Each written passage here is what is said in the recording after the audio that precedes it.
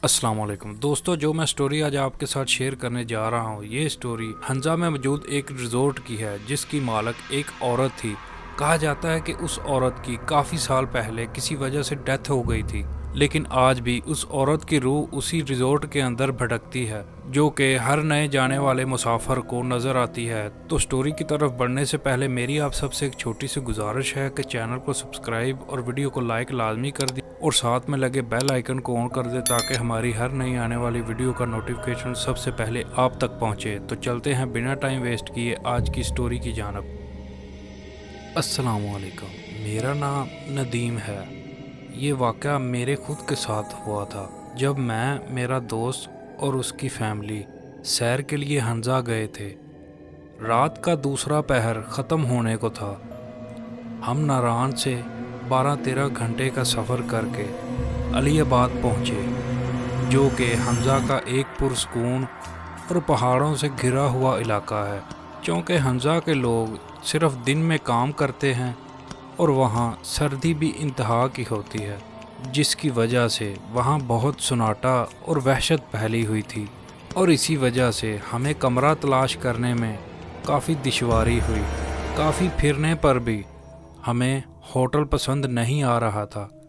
देखते देखते हम एक रिजॉर्ट के बाहर पहुँचे, लेकिन सब सो चुके थे।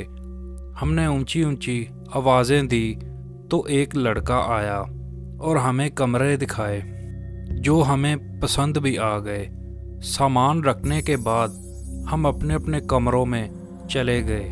मुझे ऐसा महसूस हुआ जैसे मुझे खिड़की से कोई देख रहा है, लेकिन जब मैंने बाहर देखा तो वहाँ कुछ भी नहीं था। मैंने पर्दे ठीक किए और बाहर खड़ा होके अपने दोस्त का इंतज़ार करने लगा ताकि हम खाना लाने जा सकें। और इसी दौरान मुझे ऐसा एहसास हुआ जैसे कोई मेरे बिल्कुल पास खड़ा है और मुझे देख रहा है। मैंने इधर उधर अच्छी तरह देखा, लेकिन कुछ भी नहीं था। मैंने उसे अपना वहम तस्वर किया और हम खाना लेने के लिए करीमाबाद चले गए। वापस आकर हमने एक साथ खाना खाया और जब मैं अपने कमरे में पहुंचा तो देखता हूं कि मेरा सामान जहां रखा गया था वहां नहीं है। सामान की जगह तब्दील की जा चुकी है और सामान सलीके से रखा हुआ है। ये काम बेल बॉय का हो सकता है। मैं यही सोच रहा था कि अचानक से दरवाज़ा खटखटाने की आवाज़ आई। जब मैंने दरवाज़ा खोला तो बाहर इतना सन्नाटा था कि अगर सुई भी गिरे तो आवाज़ करे। अलबत्ता मेरे वाली राहदारी के आखिर वाले कमरे की बत्तियां जल रही थी और बाहर एक जूता पड़ा हुआ था, जिसे देखकर मैं घबरा गया, क्योंकि बेल बॉय के मुताबिक इस मंजिल पर सिर्फ हम ही थे। मैंने काफ़ी दरवाज़ा खटखटाया, लेकिन अंदर से कोई आवाज़ नहीं आई और अचानक से उसकी बत्ती बंद हो गई। मैं डरा और वहाँ से तेज़ तेज़ अपने कमरे की तरफ आने लगा कि अचानक मेरी नज़र बाहर बाग में लगे एक बड़े सींगों वाले मारखोर के सर पर पड़ी, जिसका मुंह मेरी तरफ ही था। और उसी असना में नीचे से एक बिल्ली आई और मेरी तरफ देखते ही बहुत तेज़ी से मेरे पास से होती हुई छत पर भाग गई, जिसे देखकर मेरे रोंगटे खड़े हो गए और मैंने अपने दोस्त को बुलाया और आयतल कुर्सी का विर्द शुरू कर दिया। जब मेरा दोस्त आया तो वहाँ कोई जूते नहीं थे। इसने मुझे दिलासा दिया और बोला, मैं तुम्हारे कमरे में लेट जाता हूँ, जो मैंने मुनासिब नहीं समझा और उसे वापस भेज दिया और अपने कमरे में आकर लेट गया। मैं उसी बारे में सोच रहा था कि मुझे ऐसा लगा कोई मेरे सर पर हाथ फेर रहा है और मुझे दबा रहा है। थकावट होने की वजह से मुझे काफ़ी सुकून आया, लेकिन डर भी इंतहा का लगा। जैसे तैसे करके मैंने रात गुजारी और सुबह उठते ही बेल बॉय को बुलाया और तफसीलन सब पूछा, जिस पर उसने बताया कि यहाँ ऐसा कुछ भी नहीं है, ये महज आपका वहम होगा। हम यहाँ कई साल से हैं, ऐसा कोई वाक़या हमारे साथ या यहाँ आने वाले मेहमानों के साथ कभी नहीं हुआ, क्योंकि इन महीनों में स्याह बहुत कम जाते हैं।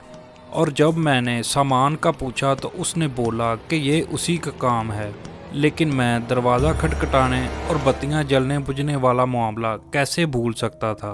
खैर, हमने दिन गुजारा اور رات کو پھر سے میں اپنے کمرے میں آ گیا تو میرا سامان پھر سے سلیقے سے رکھا ہوا تھا، جس پر مجھے غصہ بھی آیا اور حیرانی بھی ہوئی کہ میرے منع کرنے کے باوجود بیل بوائے کمرے میں کیوں آیا۔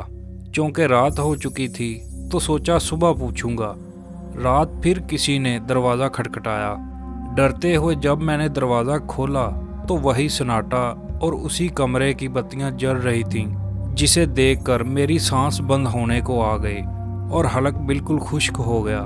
میں نے جلدی سے دروازہ بند کیا، لیکن ایسا احساس ہوا کہ کوئی اندر آیا ہے۔ میں نے آیت الکرسی اور کل شریف پڑھنے شروع کر دیے اور بولا، تم جو بھی ہو چلے جاؤ یہاں سے۔ میں اسی ڈر سے لیٹ گیا اور سونے کی کوشش کرنے لگا، لیکن پھر گزشتہ رات کی طرح مجھے احساس ہوا میرے بالوں میں کوئی ہاتھ پھیر رہا ہے اور مجھے دبا رہا ہے۔ وہ رات مجھے میری آخری رات لگ رہی تھی۔ جب صبح ہوئی تو میں نے بیل بوائے کو بلایا اور تھوڑا غصہ کیا کہ میرے منع کرنے کے باوجود وہ میرے کمرے میں کیوں گیا۔ اس نے ٹال مٹول کرنے کی کوشش کی، لیکن میں کافی ضدی تھا۔ تب اس نے بتایا کہ یہاں ایک روحانی مخلوق رہتی ہے جو کہ اس کے مطابق کبھی اس زمین کی مالکن ہوا کرتی تھی، لیکن وہ کسی کو پریشان نہیں کرتی اور نیک روح ہے، اور وہ بہت کم عیاں ہوتی ہے، اور سیاحوں کے نہ ہونے کی وجہ سے اسے ہم سے جھوٹ بولنا پڑا تھا۔ پھر ہم نے وہاں سے جانے میں ہی بہتری سمجھی، چونکہ ہنزا کے لوگ بہت مہمان نواز اور خوش طبیعت ہوتے ہیں، تو میرے خیال میں وہ مہمان نواز روح تھی جو آنے والے سیاحوں کا خیال رکھتی تھی، لیکن کبھی کبھی مجھے وہ وہم بھی لگتا ہے۔ تو دوستو، کیسی لگی آج کی آپ کو سٹوری کمنٹ سیکشن میں ضرور بتائیے گا۔ ملیں گے کل ایک نئی اچھی سی سٹوری کے ساتھ، تب تک کے لیے بھائی کو دے اجازت۔ اپنا بہت سارا خیال رکھیے گا اور مجھے دعاؤں میں یاد رکھیے گا۔ خدا حافظ۔